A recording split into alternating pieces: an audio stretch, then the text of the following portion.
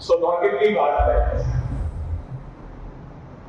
कि हम भारतीय जनता पार्टी के सक्रिय सदस्य हैं। हम भारतीय जनता पार्टी के कार्यकर्ता हैं। हम उस पार्टी के कार्यकर्ता हैं जो देश की नहीं बल्कि दुनिया की सबसे बड़ी राजनीतिक पार्टी है। हम उस भारतीय जनता पार्टी के सक्रिय सदस्य हैं जिसके सबसे ज्यादा लोकसभा में क्या है सांसद। हम उस पार्टी के सदस्य हैं जिससे देश भर में सबसे ज्यादा विधायक हैं, सबसे ज्यादा मेयर है, सबसे ज्यादा एमएलसी है, सबसे ज्यादा सक्रिय सदस्य है, सबसे ज्यादा बूथों पर काम करने वाले कार्यकर्ता हैं। और हम उस पार्टी के सदस्य हैं जिसकी देश में लगभग 19 राज्यों में अपनी या अपने सहयोगियों के साथ मतदान चल रही है। और हम उस पार्टी के कार्यकर्ता हैं, उस पार्टी के सक्रिय सदस्य हैं जिसके पास नरेंद्र भाई मोदी के रूप में देश नहीं दुनिया का भी लोकप्रिय नेतृत्व हमारे पास है। गौरव की अनुभूति होती है। अच्छा, आपको याद होगा सबको जनसंघ की स्थापना और क्यों करनी पड़ी।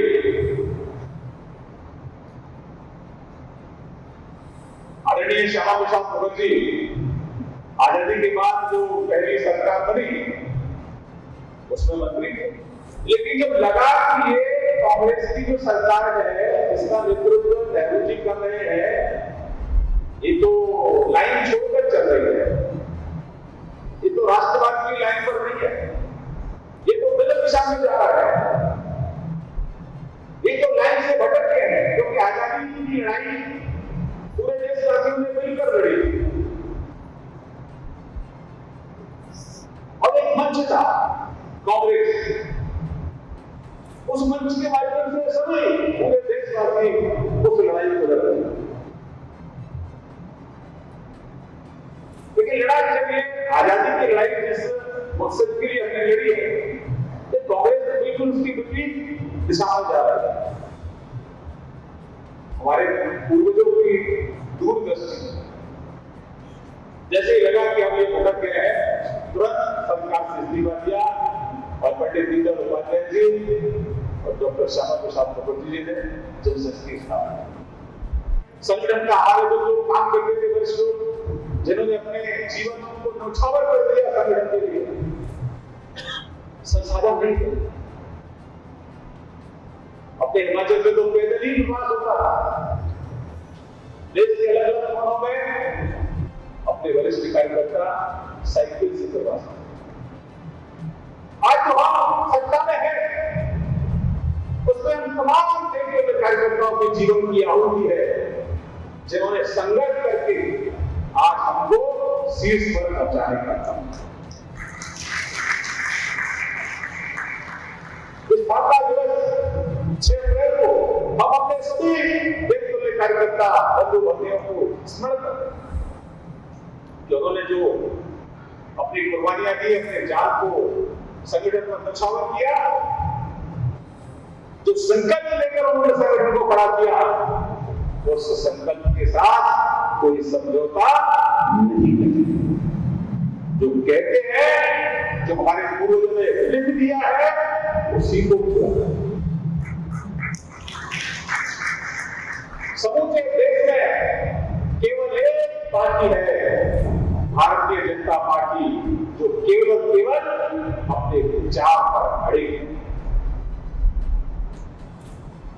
जनसंघ की स्थापना, फिर भारतीय जनता पार्टी की स्थापना,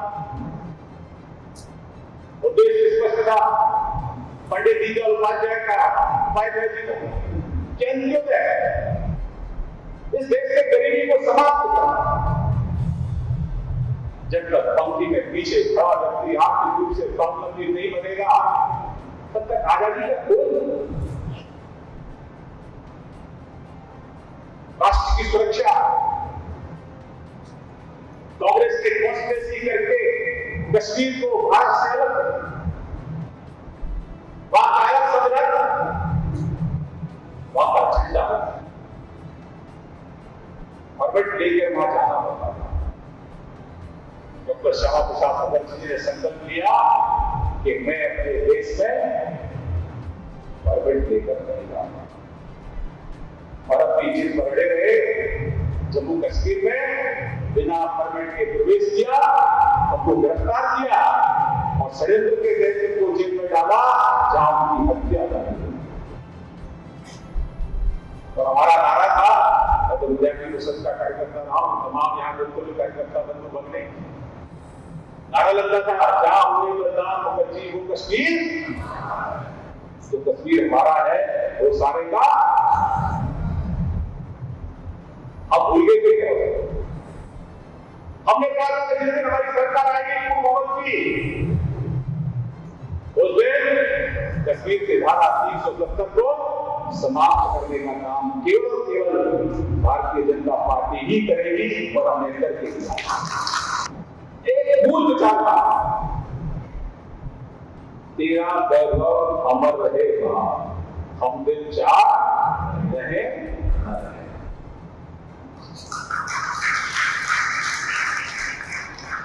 पंडित दीनदयाल उपाध्याय जी का सपना साथ को हमारी सरकार बनी 2014।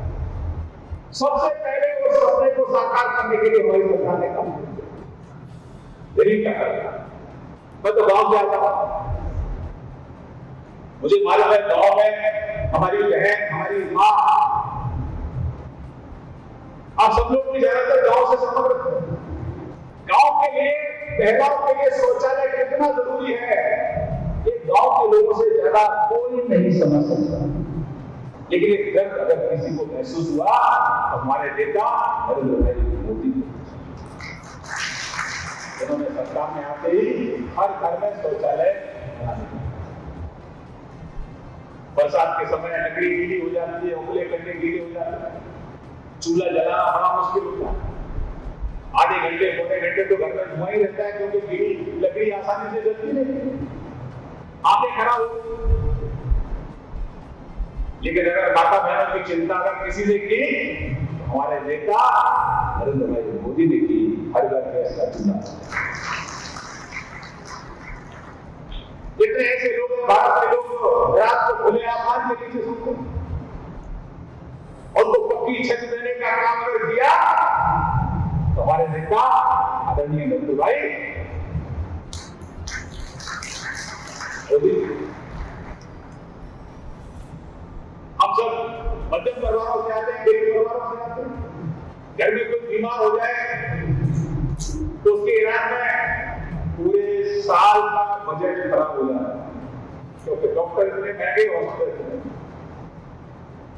मोदी जी ने 5 लाख का आयुष्मान का कार्ड बनाया। अगर चिंता की किसी ने आयुष्मान कार्ड बनवाकर, किसने चिंता की? किसने की चिंता?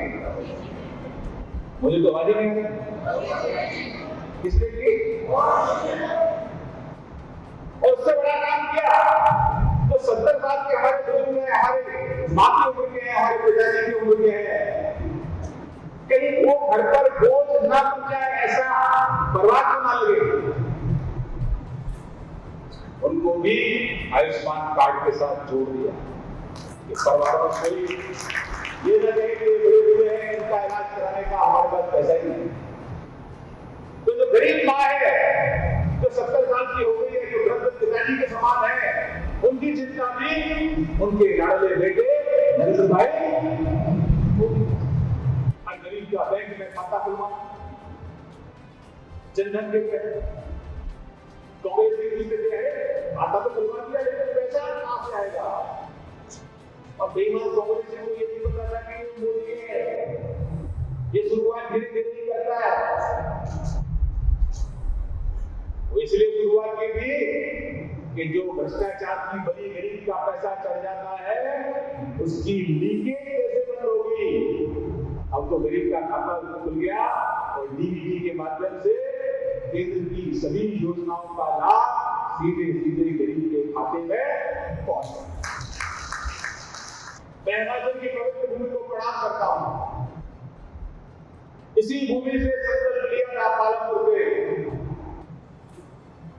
कि जहां रामलला पैदा हुए हैं उसी स्थान पर दिव्य और भव्य मंदिर का निर्माण हो। भाइयों बहनों, आपके आशीर्वाद से उसी स्थान पर मंदिर का निर्माण हुआ जहां रामलला पैदा हुआ। और ये ऐसा देश है, इस देश में हिंदू समाज ने अपने आराध्य, अपने इष्ट भगवान राम के दिव्य भव्य मंदिर के लिए बहुत लंबी बात की लड़ाई है, बहुत लंबी। ये हमारा धैर्य है कि नहीं? हम सब सनातनी लोग धैर्यवान हैं कि नहीं तो ये याद है जब मुगल आए थे, मुगलों ने हमारे सभी पवित्र स्थानों पर को ध्वस्त करने का था। उन्होंने भगवान कृष्ण की जन्मभूमि को तोड़ा, उन्होंने भगवान राम की जन्मभूमि को तोड़ा, उन्होंने बाबा विश्वनाथ के मंदिर को तोड़ा। कितने ऐसे मंदिर थे जिनका मुगलों ने विध्वंस किया कि नहीं किया? हाँ कि ना? तो हम तो 2014 में आए, 70 साल कांग्रेस रही, तो जो काम हम कर रहे हैं क्या वो काम कांग्रेस नहीं कर सकती थी? हाँ कि ना बोलो? कर सकती थी ना? लेकिन कांग्रेस तो वो नाग है, सांप है कांग्रेस, और जहरीला सांप है। कैसे कि जब मुगल आए, मुगलों ने हमारे देश को लूटा, उसके बाद अंग्रेज आए, अंग्रेजों ने देश को लूटा, और जो दोनों का जो मिश्रण होता है मुगलों का और अंग्रेजों का, उससे कांग्रेस बनी। जब दोनों जहर को एक साथ मिला दो तो क्या बोलते हैं अंग्रेजी में? उसको कॉकटेल बोलते हैं। क्या बोलते हैं? कॉकटेल जहर हो गया। पहले से दोनों जहरीले थे। मुगल भी भारत को लेकर जहर वाली सोच थी, अंग्रेजों को भी भारत को लेकर जहर वाली सोच थी।